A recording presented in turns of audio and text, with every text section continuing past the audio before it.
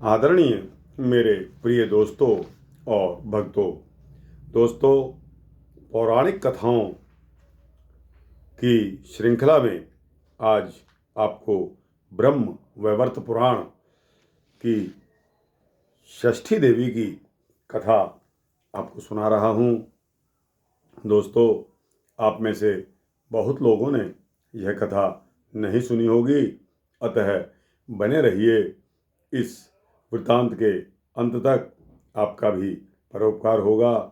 दोस्तों, प्रियव्रत नाम से एक राजा हुए हैं। उनके पिता का नाम स्वयंभुव मनु था। प्रियव्रत योगीराज होने के कारण विवाह करना नहीं चाहते थे। तपस्या में उनकी विशेषतः रुचि थी, परंतु ब्रह्मा जी की आज्ञा तथा सत्य यत्न के प्रभाव से उन्होंने विवाह कर लिया।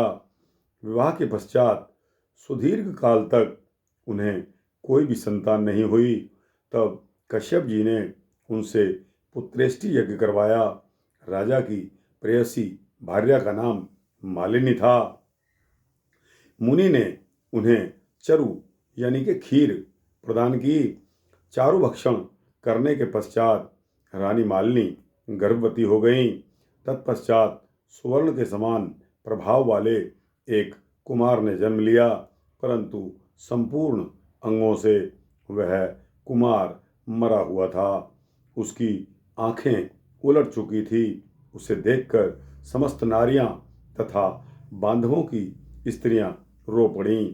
पुत्र के असह्य शोक के कारण माता को भी मूर्छा आ गई। दोस्तों, राजा प्रियव्रत उस मृत बालक को लेकर शमशान में गए और उस एकांत भूमि में पुत्र को छाती से चिपकाकर आंखों से आंसुओं की धारा बहाने लगे।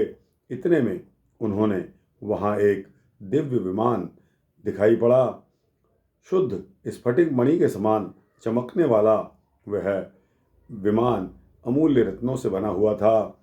तेज से जगमगाते हुए उस विमान की रेशमी वस्त्रों से अनुपम शोभा हो रही थी।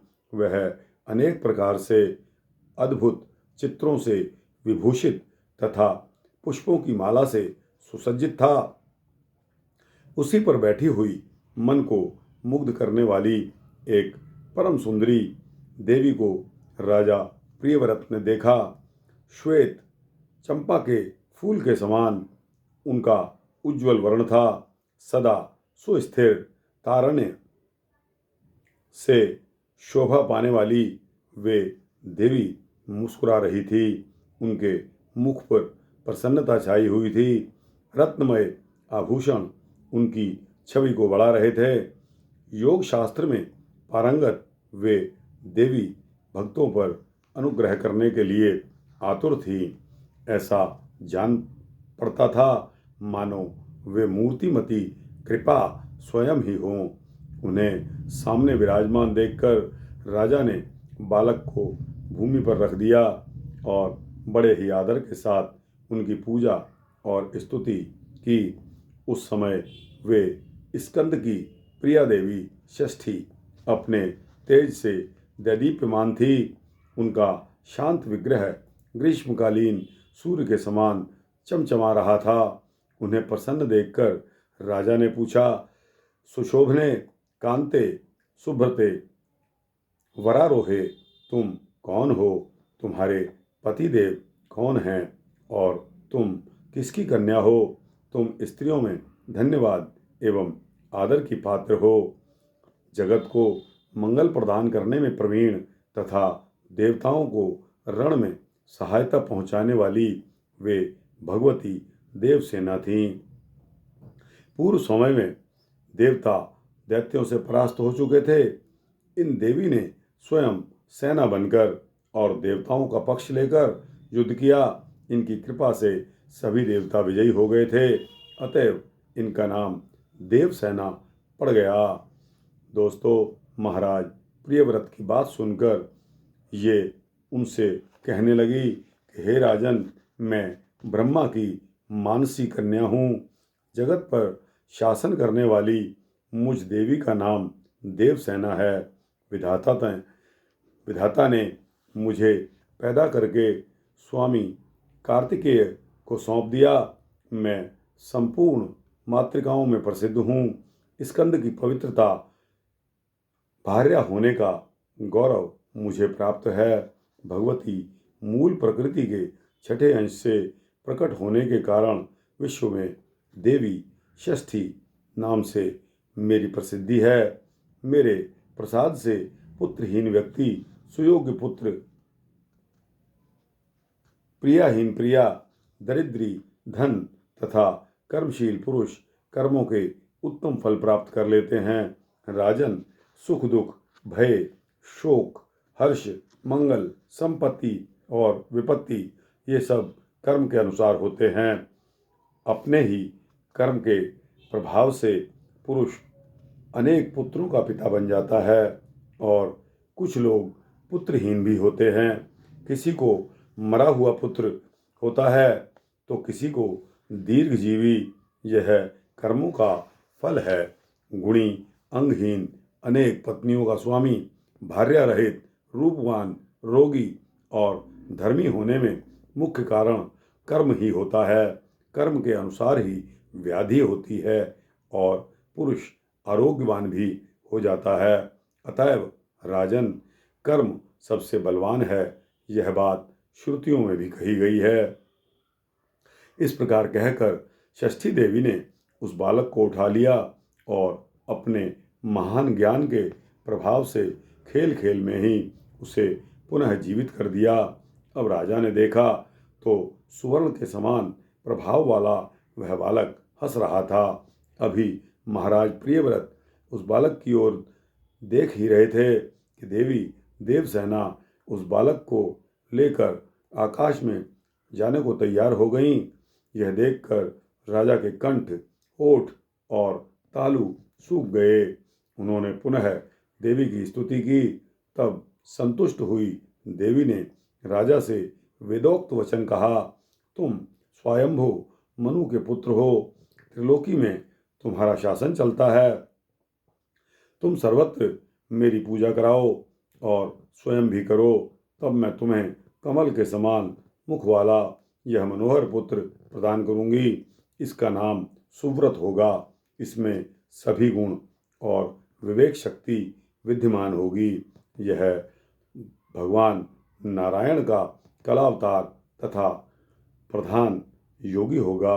इसे पूर्व जन्म की बातें भी स्मरण रहेंगी। क्षत्रियों में श्रेष्ठ यह बालक 100 अश्वमेध यज्ञ करेगा।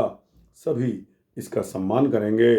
उत्तम बल से संपन्न होने के कारण यह ऐसी शोभा पाएगा जैसे लाखों हाथियों में एक सिंह की। यह धनी, गुणी, शुद्ध विद्वानों का प्रेम भाजन तथा योगियों, ज्ञानियों एवं तपस्वियों का सिद्ध रूप होगा। त्रिलोकी में इसकी कीर्ति फैल जाएगी। यह सभी को सब संपत्ति प्रदान कर सकेगा। इस प्रकार कहने के पश्चात भगवती देवसेना ने उन्हें वह पुत्र दे दिया। राजा प्रियव्रत ने पूजा की सभी बातें स्वीकार कर ली। यूं भगवती देवसेना ने उन्हें उत्तम वर देकर स्वर्ग के लिए प्रस्थान किया। राजा भी प्रसन्न चित्त होकर मंत्रियों के साथ अपने घर वापस लौट आए और पुत्र विषयक वृतांत सबसे कहते रहे। यह प्रिय वचन सुनकर स्त्री और पुरुष सभी के सब परम संतुष्ट हो गए। राजा ने सर्वत्र पुत्र प्राप्ति के उपलक्ष्य में मांगलिक कार्य आरंभ कर दिए। भगवती की पूजा की, ब्राह्मणों को बहुत सा धन दिया। तब से प्रत्येक मास में शुक्ल पक्ष की षष्ठी तिथि के अवसर पर भगवती षष्ठी का महोत्सव यत्नपूर्वक मनाया जाने लगा। बालकों के प्रसव गृह में छठे दिन, 21वें दिन तथा अन्नप्राशन के शुभ समय पर यत्नपूर्वक देवी की पूजा होने लगी। सर्वत्र इसका पूरा प्रचार हो गया। स्वयं राजा प्रियव्रत भी पूजा करते थे। भगवती देवसेना का ध्यान, पूजन और स्तोत्र इस प्रकार है। जो प्रसंग सामवेद की कौथुमी शाखा में वर्णित है, शालग्राम की प्रतिमा कलश या वट के मूल भाग में या दीवार पर पुतलिका बनाकर प्रकृति के छठे अंश से प्रकट होने वाली शुद्ध स्वरूपिणी इन भगवती की पूजा करनी चाहिए। विद्वान पुरुष इनका इस प्रकार ध्यान करे। सुंदर पुत्र, कल्याण तथा दया प्रदान करने वाली वे देवी जगत की माता हैं। श्वेत चंपक के समान इनका वर्ण है। ये रत्नमय भूषणों से अलंकृत हैं। इन परम पवित्र स्वरूपिणी भगवती देवसेना की मैं उपासना करता हूँ। विद्वान पुरुष इस प्रकार ध्यान करने के पश्चात भगवती को पुष्पांजलि समर्पण करें। पुनः ध्यान करके मूल मंत्र से इस साध्वी देवी की पूजा करने का विधान है। पाद्य, अर्घ्य, आचमनीय, गंध, पुष्प, धूप, दीप, विविध प्रकार के नैवेद्य तथा सुंदर फल द्वारा भगवती की पूजा करनी चाहिए। उपचार अर्पण करने के पूर्व ओम ह्रीं षष्ठी देव्य स्वाहा इस मंत्र का उच्चारण करना विहित है। पूजक पुरुष को चाहिए कि वे यथाशक्ति इस अष्टाक्षर महामंत्र का जप भी करे। दोस्तों, तदनंतर मन को शांत करके भक्तिपूर्वक स्तुति करने के पश्चात देवी को प्रणाम करे। जो पुरुष देवी के उपयुक्त अष्टाक्षर महामंत्र एका 1,00,000 बार जाप करता है, उसे अवश्य ही उत्तम पुत्र की प्राप्ति होती है, ऐसा ब्रह्मा जी ने कहा है। संपूर्ण शुभ कामनाओं को प्रदान करने वाला, सबका मनोरथ पूर्ण करने वाला निम्न स्तोत्र वेदों में गोप्य है। देवी को नमस्कार है, महादेवी को नमस्कार है, भगवती सिद्धि एवं शांति को नमस्कार है, शुभा देवसेना एवं भगवती षष्ठी को बारंबार नमस्कार है, वरदा, पुत्रदा, धनदा, सुखदा एवं मोक्षप्रदा भगवती षष्ठी को बार बार नमस्कार है। मूल प्रकृति के छठे अंश से प्रकट होने वाली भगवती सिद्धा को नमस्कार है। माया, सिद्ध योगिनी, सारा, शारदा और परादेवी नाम से शोभा पाने वाली भगवती षष्ठी को बार बार नमस्कार है। बालकों की अधिष्ठात्री, कल्याण प्रदान करने वाली, कल्याण स्वरूपिणी एवं कर्मों के फल प्रदान करने वाली देवी षष्ठी को बार बार नमस्कार है। अपने भक्तों को प्रत्यक्ष दर्शन देने वाली तथा सभी के लिए संपूर्ण कार्यों में पूजा प्राप्त करने की अधिकारिणी स्वामी कार्तिकेय की प्राणी प्रिया देवी षष्ठी को बार बार नमस्कार है। मनुष्य जिनकी सदा वंदना करते हैं तथा देवताओं की रक्षा में जो तत्पर रहती हैं, उन शुद्ध सत्व स्वरूपा देवी षष्ठी को बार बार नमस्कार है। हिंसा और क्रोध से रहित भगवती षष्ठी को बार बार नमस्कार है। सुरेश्वरी, तुम मुझे धन दो, प्रिय पत्नी दो और पुत्र देने की कृपा करो। माहेश्वरी, तुम मुझे सम्मान दो, विजय दो और मेरे शत्रुओं का संहार कर डालो। धन और यश प्रदान करने वाली भगवती षष्ठी को बारंबार नमस्कार है। सुपूजिते, तुम भूमि दो, प्रजा दो, विद्या दो, कल्याण एवं जप प्रदान करो। तुम षष्ठी देवी को मेरा बारंबार नमस्कार है। इस प्रकार स्तुति करने के पश्चात महाराज प्रियव्रत ने षष्ठी देवी के प्रभाव से यशस्वी पुत्र को प्राप्त कर लिया।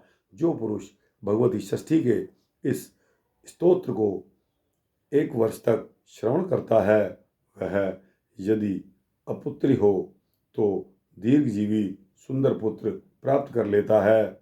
जो 1 वर्ष तक भक्तिपूर्वक देवी की पूजा करके इनका यह स्तोत्र सुनता है उसके संपूर्ण पाप विलीन हो जाते हैं। महान वंध्या भी इसके प्रसाद से संतान प्रसव करने की योग्यता प्राप्त कर लेती है। वह भगवती देवसेना की कृपा से गुणी, विद्वान, यशस्वी, दीर्घायु एवं श्रेष्ठ पुत्र की जननी बन जाती है। काकवंध्या या मृतवत्सा नारी 1 वर्ष तक इसका श्रवण करने के फलस्वरूप भगवती षष्ठी के प्रभाव से पुत्रवती हो जाती है। यदि बालक को रोग हो जाए तो उसके माता पिता 1 मास तक इस स्तोत्र का श्रवण करें तो षष्ठी देवी की कृपा से उस बालक की व्याधि शांत हो जाती है। दोस्तों, जिसको पुत्र नहीं होता उसको पुत्र प्राप्त करना है। दोस्तों, यदि बालक को कोई रोग हो जाए तो उसके माता पिता अगर 1 मास तक इस स्तोत्र का श्रवण करें तो षष्ठी देवी की कृपा से उस बालक की व्याधि शांत हो जाती है। ऐसा ब्रह्म वैवर्त पुराण में दिया हुआ है। तो दोस्तों, इसका इस वृत्तांत को यहाँ समाप्त होता है। अच्छा लगा हो तो इसको लाइक और शेयर करते हुए अपने दोस्तों, भक्तों, जिज्ञासुओं, मित्रों को अवश्य भेजना। इस चैनल को सब्सक्राइब करेंगे तो दोस्तों आपको इसी तरह के भक्ति वृत्तांत देता रहूँगा, ऐसा मेरा संकल्प है। जय षष्ठी देवी की, जय श्री सीता रामचंद्र भगवान की, जय श्री राधे कृष्ण।